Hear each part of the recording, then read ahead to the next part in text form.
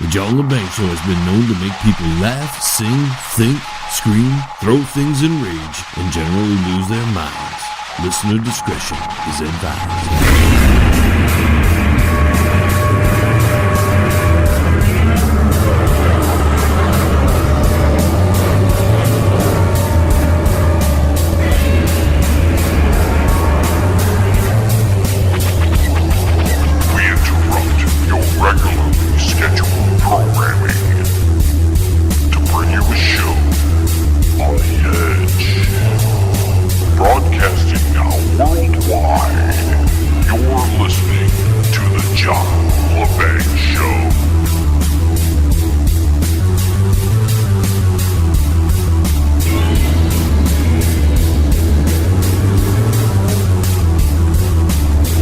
Greetings, Earthlings, and alert the media.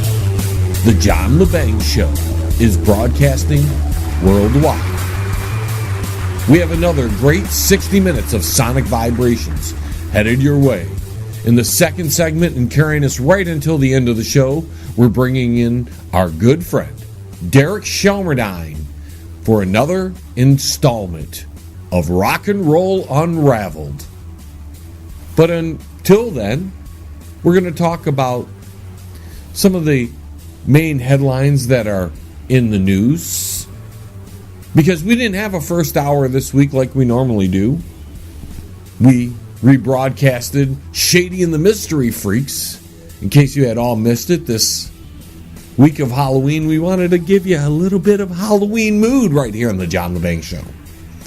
And that's going to tail in to the Rock and Roll Unraveled with Derek Shelmerdine, because we're going to talk about what happened in rock and roll in the month of October and right around Halloween. Also, I'd like to announce that we've got our 250th episode not that far away, and we'd like to include you, the listener, in on that episode. If you have a question for the John LeBang Show or myself, John LeBang, feel free to make yourself a smartphone video telling us your name, where you're from, and giving us one question that has been eating at your mind ever since you heard the John LeBang Show. And on that 250th episode, we are going to answer all those questions for you. But until then, we've got to do this episode. And, well, looks like the Russia investigation is going to be making big headlines this week and maybe into the near future, as Mueller finally is going to press charges on somebody somewhere. And for some of you who are listening to the John LeBang Show, and you're saying, well, he's already indicted this person. Well, the John LeBang Show is recorded on some of these stations. Some of the stations out there replay the John LeBang Show original broadcast on a different day. So please bear with me as I am going by the information that is currently available. And according to the news reports, and especially over there at CNN, these charges are going to be the first and maybe of many that are going to start coming down on people who are associated with the Trump administration, the Trump campaign, maybe even Russia. See, it's been a big thing about Russia, as most of you have known about and have spent time with us digesting the information that has come in, and we have realized that there's not much that the Trump administration, from what we can tell, is guilty of when it comes to collusion with the Russian government on hacking the election, which, from all indications, whatever hacking they might have done, we're speaking the Russians, it didn't affect the election, according to Comey, according to just about every source out there. It didn't change the results of the election, but it's a big story. And we've been going through, over 5 months of investigative reporting on the subject. And we've been watching Mr. Mueller try to find every little scrap of evidence to the point of manufacturing it. And during all this, whatever indictments do come down, whatever charges may be brought upon whoever they're going to go after, I want to know why CNN and the Clinton administration and the Clinton Foundation and Hillary herself aren't being tied to any of this Russian collusion thing. When we get into the Fusion GPS and we find out that money was being transferred between them, they were like the little center point in all this. And it shows them having ties to specific Russian officials and them having specific ties to Clinton officials and the DNC and CNN. We start wondering, hey, maybe that's why we're not hearing anything on that side of the aisle. We're not hearing about the connections in the mainstream media from CNN, MSNBC, and alike about the Fusion GPS. I mean, it's starting to leak out now. It's starting to come out now because after so many months, other people besides Mueller have had time to investigate this issue.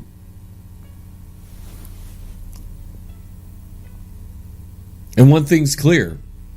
The Clinton administration, the Clinton Foundation, Fusion GPS do have direct ties with the Russian government, do have direct ties with taking money from them, and do,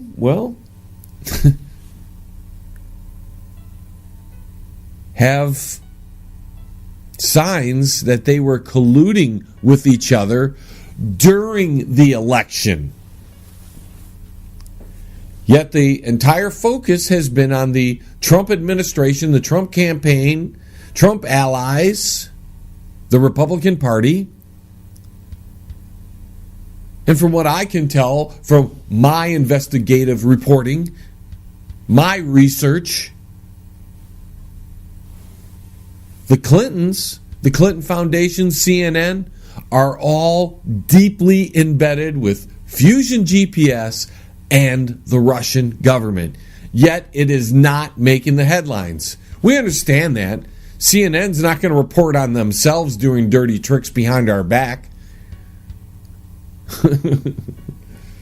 They didn't have integrity in the first place. We can't expect them to have integrity when it comes to this.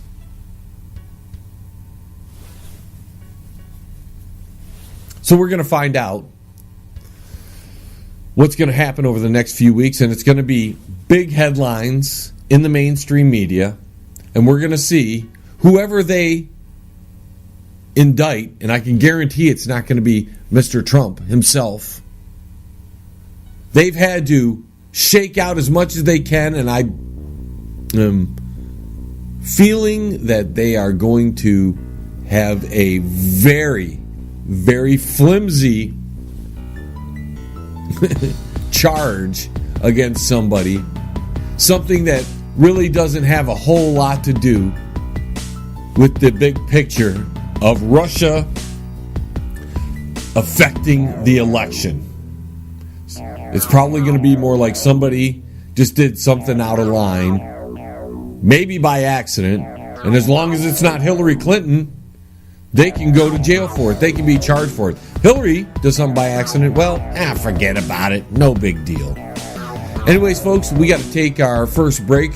Derek Shelmerdine and Rock and Roll Unraveled on the other side of this. Stay tuned. Now, don't get your panties all worked up. The John LeBang Show will be right back.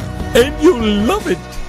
check out the new book from Derek Shelmerdine, Rock and Roll Unraveled. It tells the story of rock and roll from its roots right up until the mid-70s punk. Rock and Roll Unraveled. Not just the music, but also the events that shaped the music. Rock and Roll Unraveled. It includes the backgrounds to recording sessions, singles, album releases, births and deaths, epic concerts, and festivals. Rock and Roll Unraveled. Shelmerdine has made a painstaking effort to document pretty much every event that would prove significant in shaping popular music. Rock and Roll Unraveled. Purchase the book at www.rockandrollunraveled.com. Follow him at Twitter at R&R Unraveled, and look him up on Facebook at Rock and Roll Unraveled. Rock and Roll Unraveled. By author Derek Shelmerdine. Available now.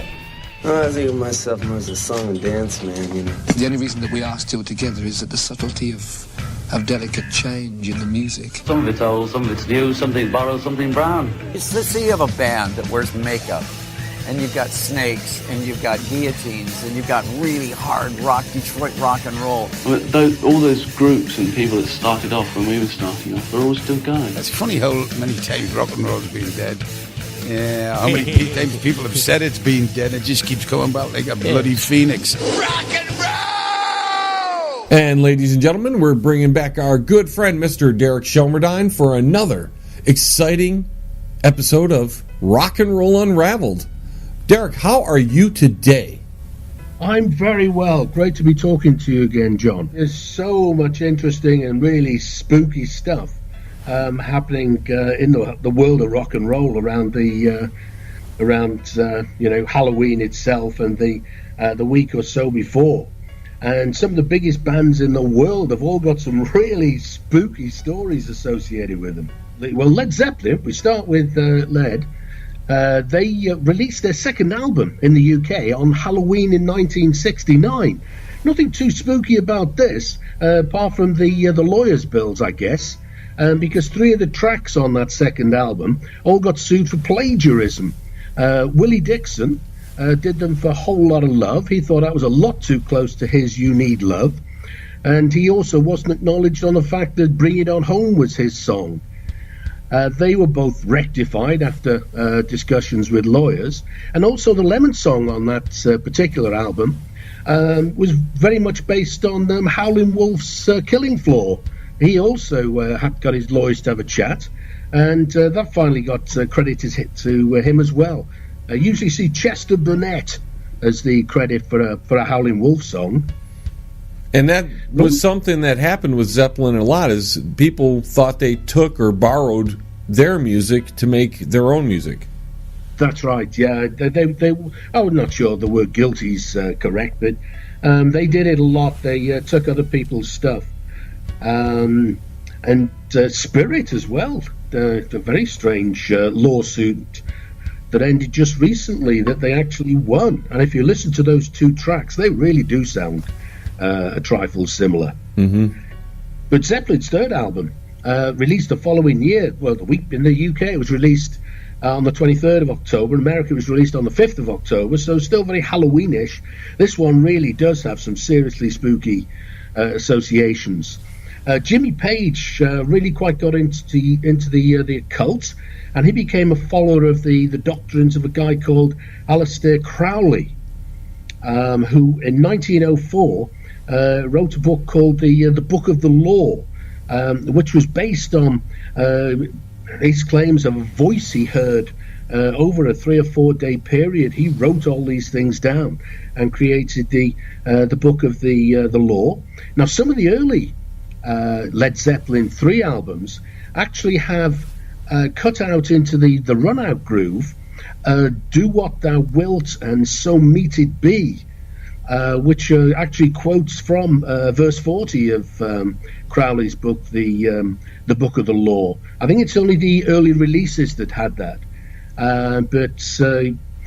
Well, Jimmy Page has a number of associations with Crowley. Just before we get to the next one, that particular album has a track called Hats Off to Roy Harper.